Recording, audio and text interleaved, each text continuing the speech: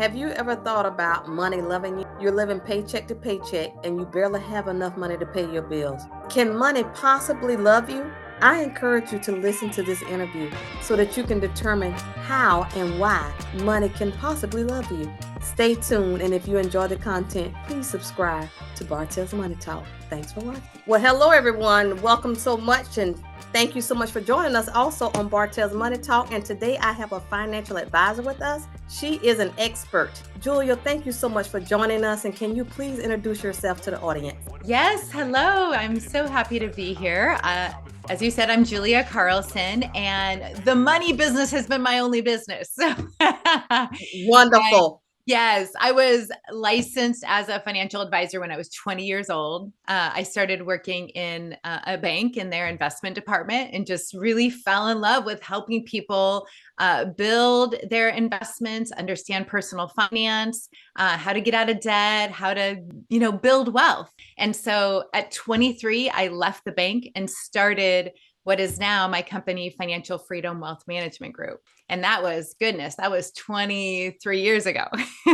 Wow. So that's been a long time ago. And then, like I warned you up front, is that sometimes I may veer off, but you took a leap of faith at the age of 23. Yeah. And started your own business. Can you just tell us a little bit about that? Because nowadays, a lot of people want to launch, but they are afraid of the risk. So can you talk a little bit about that? Yeah, at the time, because I was in an industry where you actually had to quit one business because of my licenses and start at a new company. And so there was no safety net. I think now a lot of people can build up their side hustle and then jump over, which wasn't the case. But I was just so passionate about helping people understand money, work with money, build financial independence, experience financial freedom.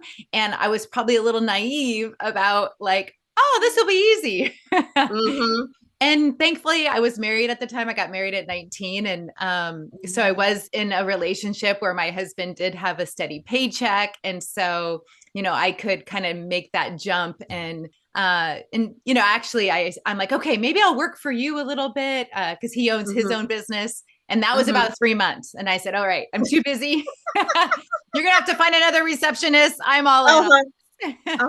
So, but how did you know when it was time? Well, the bank made it easy for me because what I said is I've been licensed for, I've been working here for 4 years. I'm ready to be a financial advisor. I want to help people. And at the time I was working in a capacity of supporting the financial advisors. And they said, great, as soon as your financial advisor retires or leaves, you can have that position. So if I would have stayed there, it would have been 15 years later because we're in a small rural community. And so there's just not a lot of career tracks around.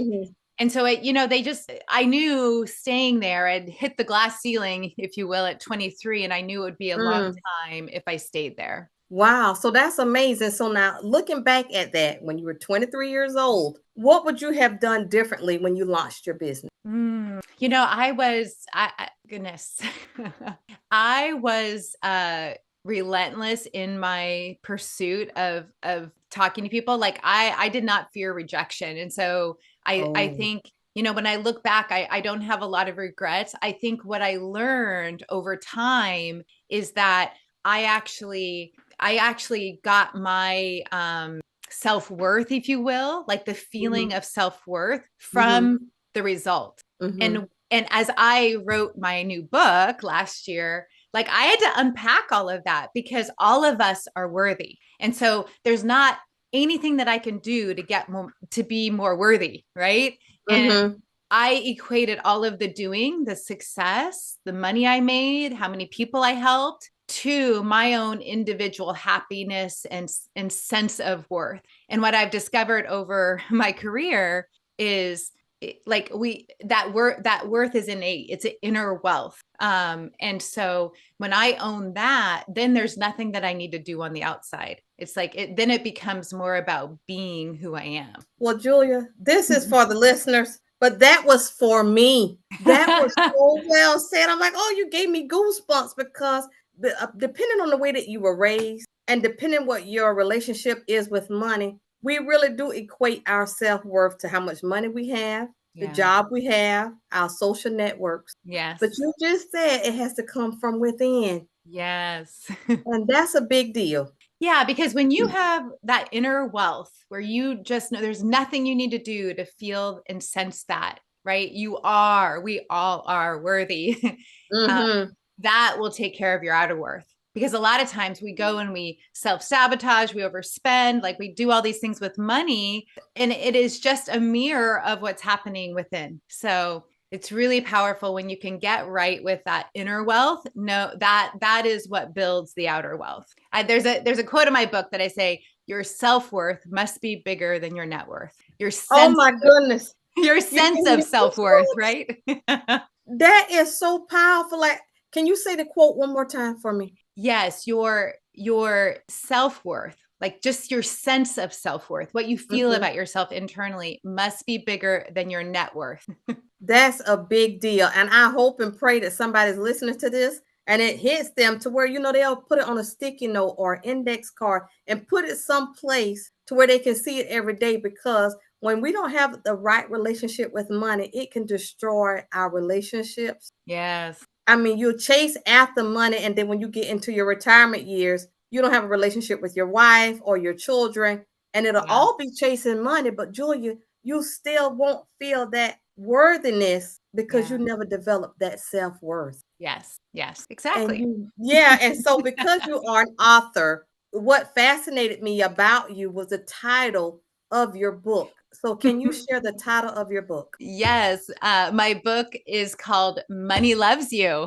And it really talks about how to transform your relationship with money to grow your wealth, which again, just like we talked about, it is that inner journey. It's that healing inner wealth and inner worth, which drives all these outer results. So yeah, money loves you.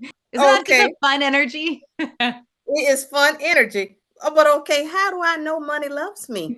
I love that title. So here's how it came about. Well, I've spent years working with clients, and in all of my clients, I have clients that have a very healthy relationship with money, that build wealth, they talk with their partner about money. It just comes easy.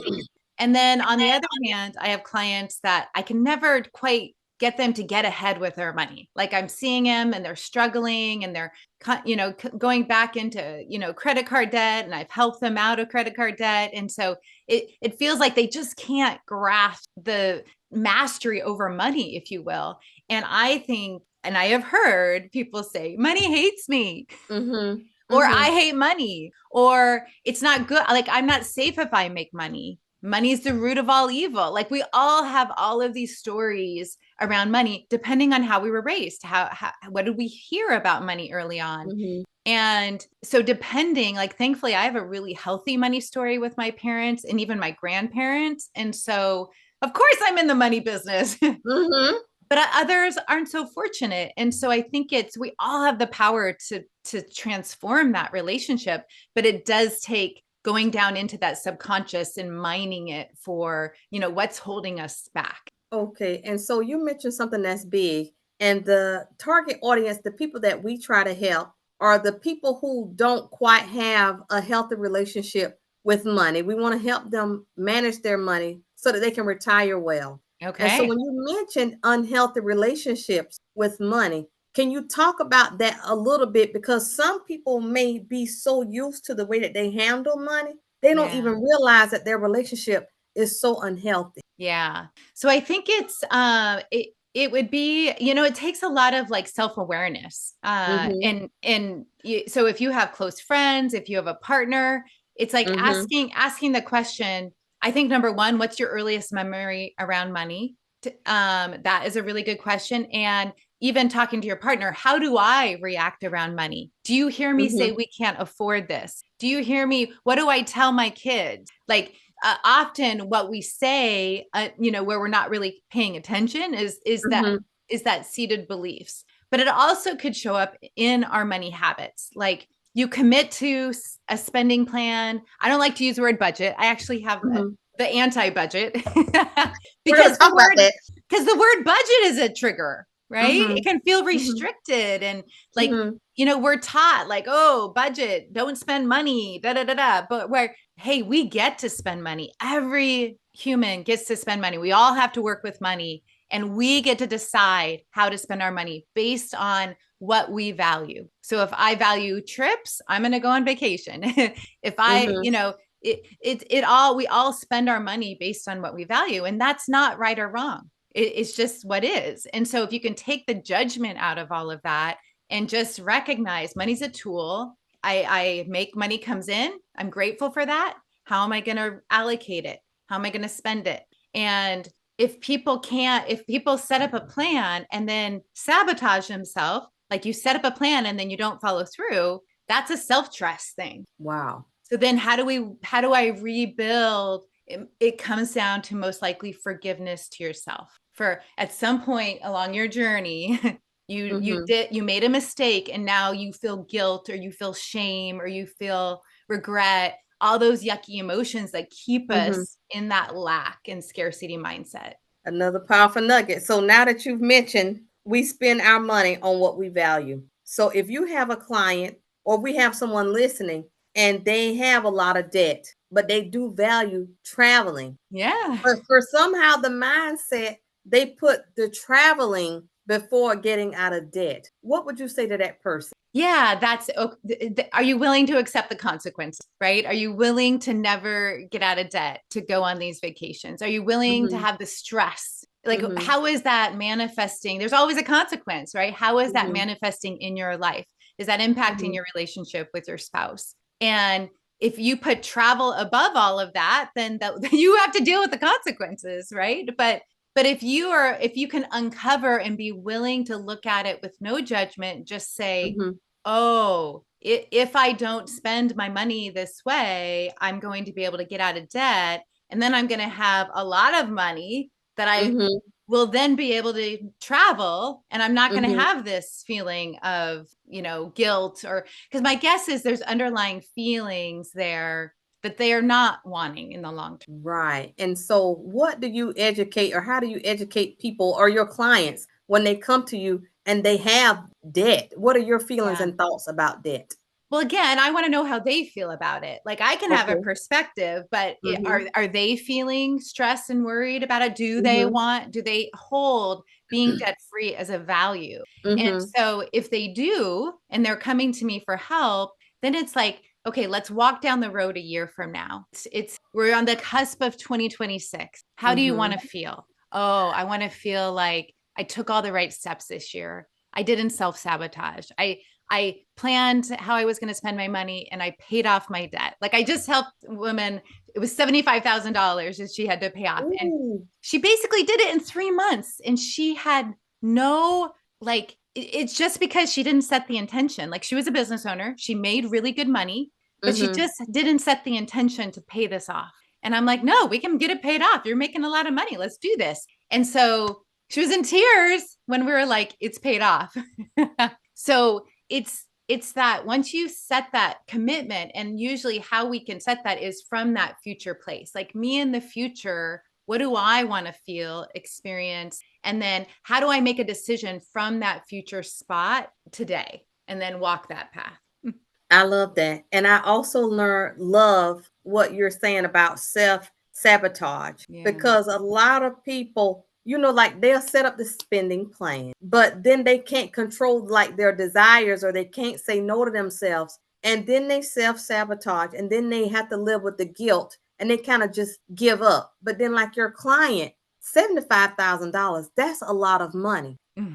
But because she was making the money, and she decided that she was going to pay it off, she did it. And because you have all of this experience, can you give some words of wisdom to people who are constantly self-sabotaging themselves? Yes. And this is a great time of year because it's New Year's resolutions, right? And so here's the thing is, if you have debt and your goal is to be debt free, it's that sabotage is going to come in between your goal of being debt free and today. So what I have found is, don't set big goals.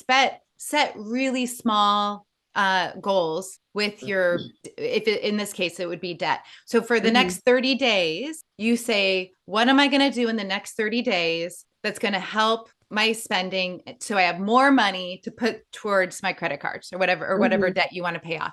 So it could be, I'm going to unsubscribe from all the emails. I'm going to stay out of the stores. Like I'm going to log out of Amazon. I'm going to delete the app from my phone. I'm going to look at my subscriptions and I'm going to turn off all the ones I don't need. Like there are so many, I mean, we are inundated today from our emails, from social media, from TV, from all of it. Like just turn it all off, turn all the notifications off, unsubscribe, do all the things you have to do to protect yourself. But often don't make it a long-term plan. Like make it, I'm going to do these 3 things this week. And then so what happens is you're building these small habits with yourself that's establishing trust with yourself. Because if you say you're going to do something and then you actually do it, it's a celebration. Like that's the beginning of trusting yourself. And when you don't trust yourself is when the self-sabotage can come in. And I think it's also important to like get rid of like forgiveness, like have that ritual of, okay, I made these poor decisions in the past. I'm learning from it. I'm maybe even journal. Like, what are my what is the gift that this has given me? But what am I learning from it? And then thank it, forgive yourself. And you just gotta move on. Like we're all humans. We all make mistakes. Right. And you have to talk about this because I know, you have so much wisdom. And I just want to tell you again, right here in front of the audience, thank you so much for being here and sharing the information, and you're being transparent. And I'm hoping that this is going to transfer or hope and help somebody in their life, basically. Yeah, and so, Julia, a lot of people, like people that I work with, my clientele, we want to impress others. We want people to think we have more than what we really have. At some point, you're going to have to stop because in my mind, you're going to get to the end of that journey. And when you get ready to retire and you're a financial advisor, how are you going to live if you need to retire? You can't work anymore. So can you speak to the people who are gung-ho about making people think they got it going on when they really don't?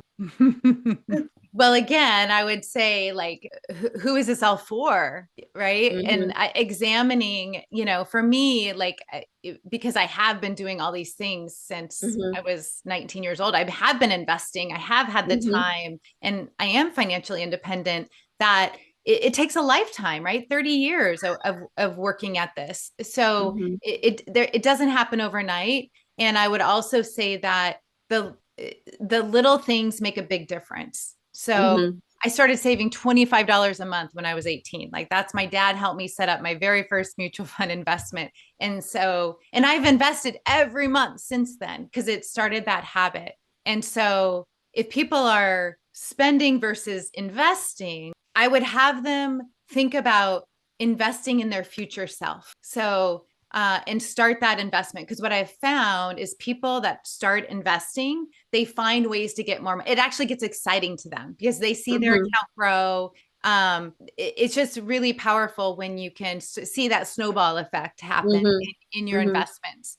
And really, you don't have to start big. You just start a little bit. And my hope is over time, they would put their own future in that priority bucket as opposed to thinking about how they're impressing their neighbors or even themselves. Like people want to feel good in the moment, right? So we make decisions based on how we want to feel, but that sense of security and building a future is really powerful. I feel like I think there's a big difference between financial freedom and financial independence. You have to talk about that. Yes. So I believe that everyone can experience financial freedom. It's the name of my company, Financial Freedom Wealth Management, without having the millions of dollars. And I think that is when someone takes control of their financial future and says, I know where I'm going. I know what I have to hit to be able to retire successfully, to be able to get out of debt, to do all these things that are important to me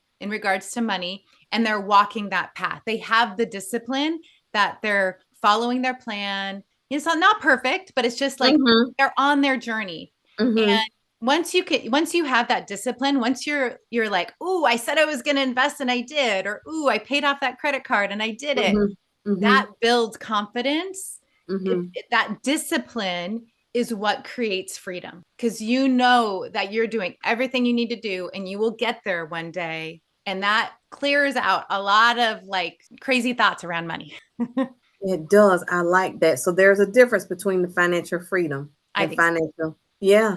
And it does. It makes sense. Like you really don't have to be a multimillionaire or either a millionaire to experience financial freedom. Yeah, exactly. And financial independence is, that's the goal we're shooting for to get to retirement, right? That's when you have enough assets that spin off your lifestyle, nobody else's, what you need to be to live on those assets. That's financial independent. And again, it takes a lifetime to create that. So how do I feel financial freedom in the moment is knowing how I'm going to get there and walking that path. Well, Julia, I have to tell you, I hope you count your blessings. I hope for your father to have taught you that at 18, you said? At 18, yeah.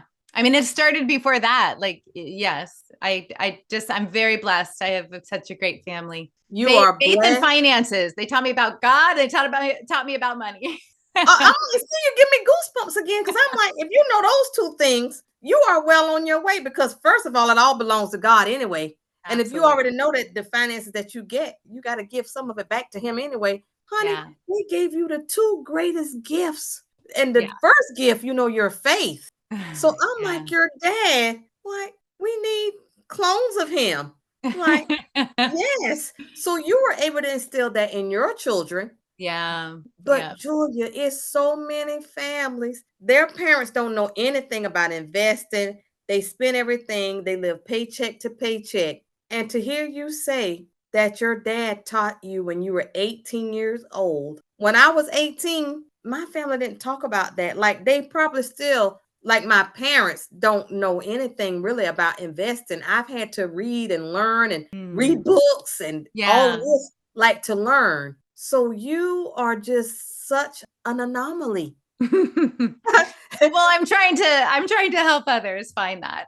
Right. Yeah. So keep helping others. And like with your book, that's going to help people to learn that money can love you. Because a lot of times, if you can't pay your bills and your check is spent before you get it, how can money possibly love you? So I encourage our listeners to purchase your book, 2025. And figure out how you can control your money, so that you can experience money loving you, because it can. Yeah, but first you need to love you, right?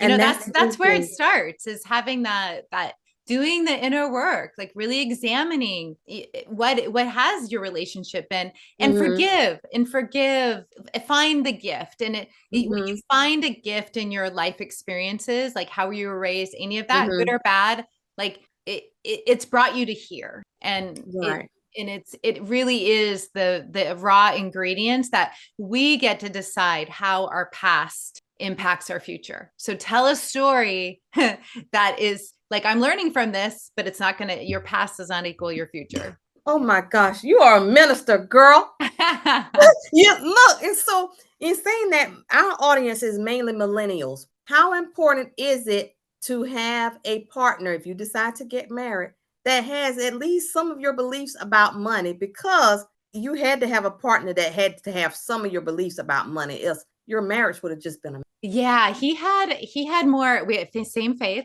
same, that's we just celebrated 28 years. And I would say that, we both had a strong faith in God, and that has helped us. But also in money, it's, he was kind of indifferent to it. It wasn't good or bad. It wasn't a tool. It was just kind of out there. And in fact, when we started dating, his sister was doing all of his bills every month. I know. And I'm like, you could really like invest and build something here. And so he's always been very willing to just, we have real estate. He does the real estate. I do the stocks. So it's been a really good marriage, because he's not a spender. He's very, like, very willing to let me help guide us. Okay. So what about this woman who has a husband that really doesn't want her to know anything about the money, don't know anything about the credit cards, how can you speak into her life? Because you have to be like on the same page really to be successful as a couple with money. Yeah. And you deserve to know what's going on with your money. Like when we help couples, I want both couples in my office. Like I want both of them on the Zoom screen. Like, and what we are often the facilitator of these conversations with our clients, because it is hard to talk about money if you're not used to it. And so what I have found is men usually just don't want to bother their partners. Right. So it's not from a place of ill will. It's just like, I'll just take care of it. And so but I say it's very important. Like I have helped a lot of widows when their partner dies and the woman is typically left and she doesn't know like how does she even manage her money? And it's like, these are all the things that we want to know before you're faced in that situation. So, and then oftentimes too, men carry, maybe they've made a money mistake or maybe maybe they're trying to hide something. So, I mean, you definitely want to be on the same page around your money. So I would say if you don't feel comfortable, you don't know how to have those conversations, there's, a good financial advisor will help you facilitate those conversations between partners. Okay. I appreciate that because I'm sure there's someone that needs to know that. And then, if you're thinking about getting married and if you're on the complete opposite pages of money, you might need to get some marriage counseling or something, because money is, I think, maybe the number one or number two cause of divorce. Yeah. So I would have those conversations before getting married. Yes. Yes, that's very important. And there's cool. I mean, even because some people think, I have to have a lot of money to go to a financial advisor. But now there's tools where you can do financial coaching with a financial advisor. So they understand, investments and all of that, but they're going to approach it from as a coach would, as opposed to telling you what to do. So we do financial coaching for couples as well, which is typically the millennials. They just want to get their things started. They don't have all of their assets built. Like they just need a plan to start going. Okay. Well, that's good to know. And so you mentioned anti-budgeting. And so I'm like, I'm not going to let you go before we talk about that. You have a book.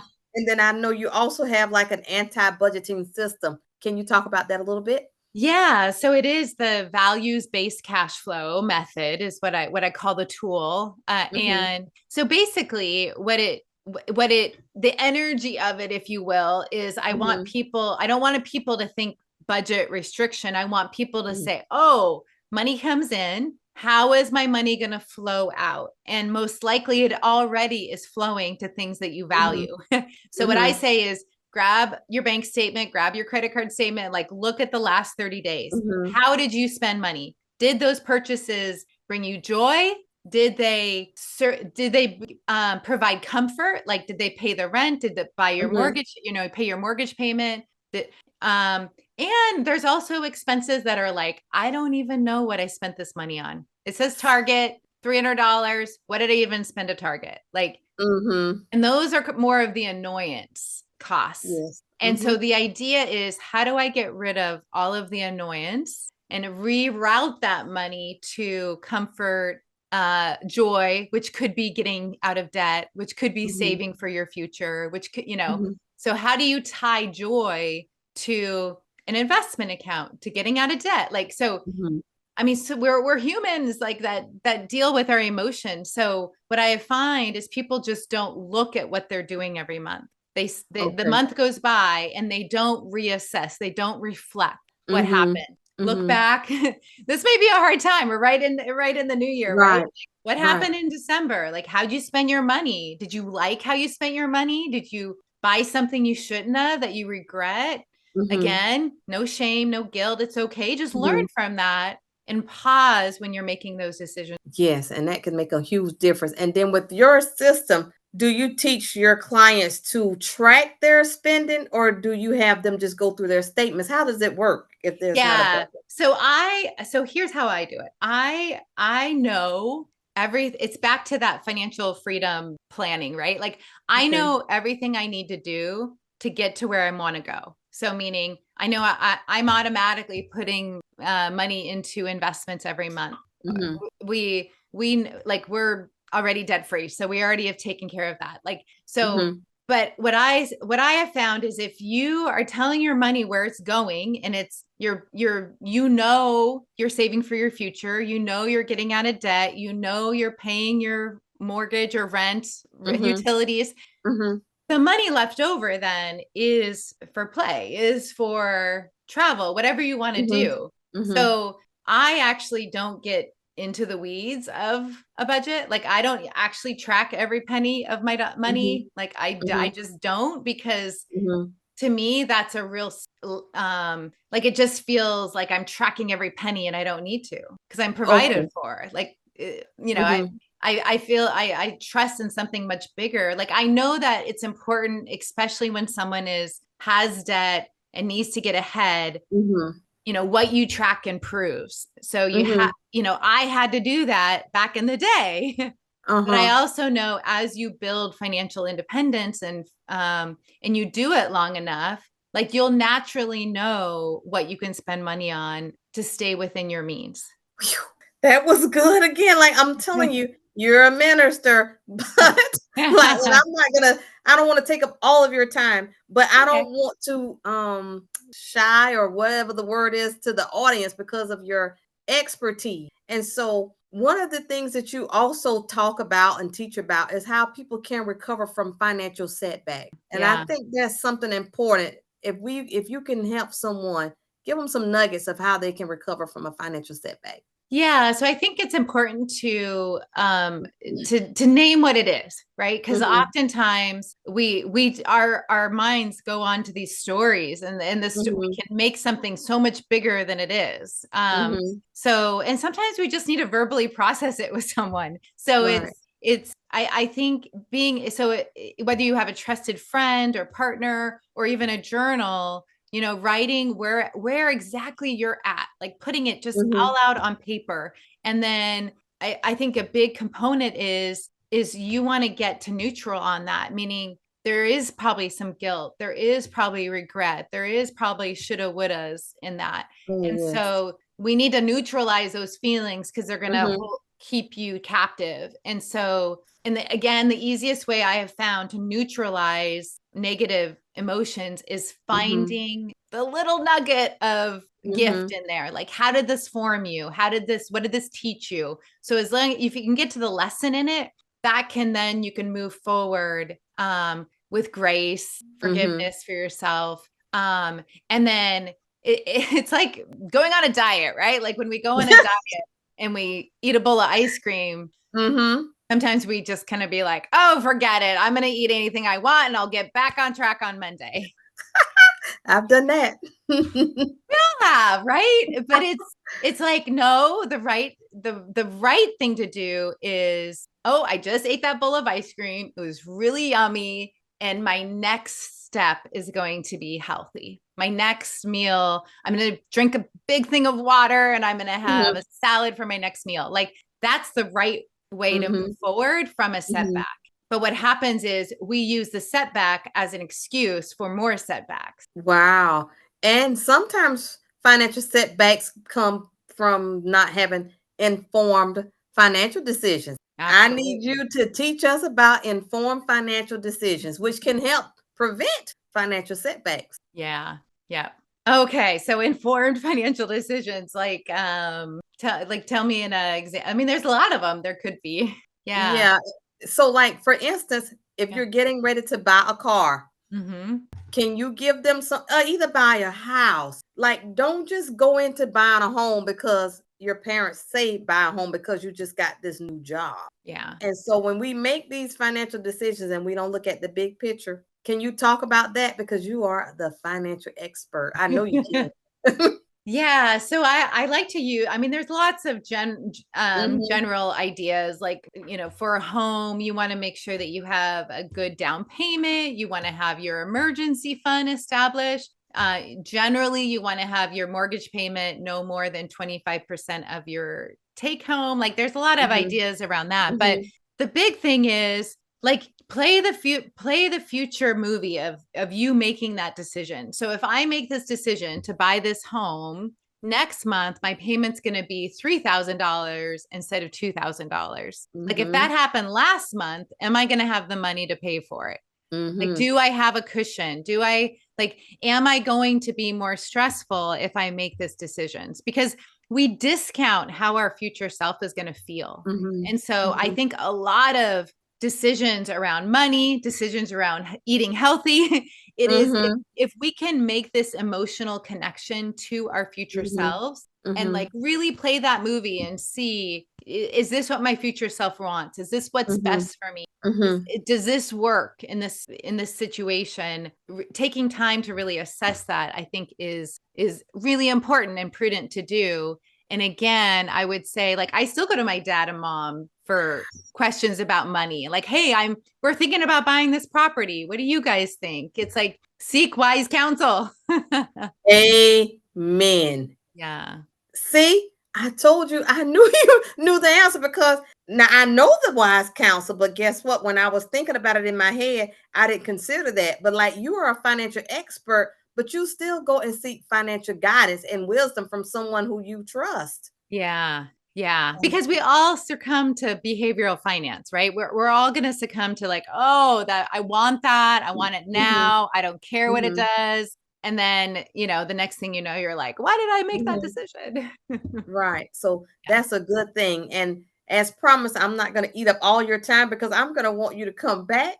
And so we started our conversation with your book, Money Loves You. And so I want us to end with you talking to people about money loving them. You can give them one nugget, whatever wisdom or encouragement or guidance you can give people about money loving them. Yeah. I mean, obviously it's a powerful personification that I'm putting on money, but money is energy. It's a resource. It's a mirror reflecting back to us. So the more that you can become a friend with money, have a playful relationship with it, not be so stressed out about it.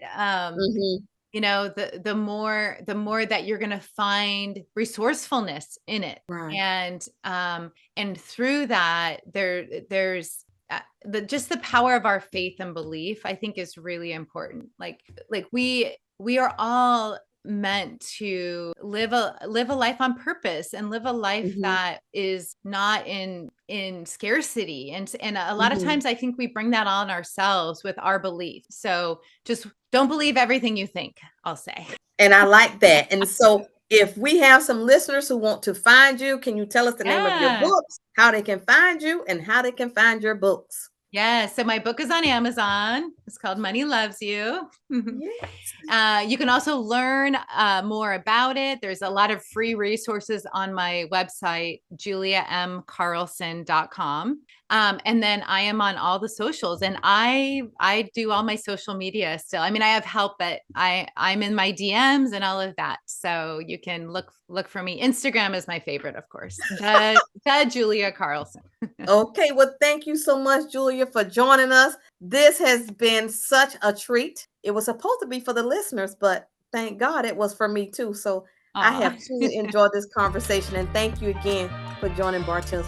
Yeah, you're welcome. Thank you. Thank you.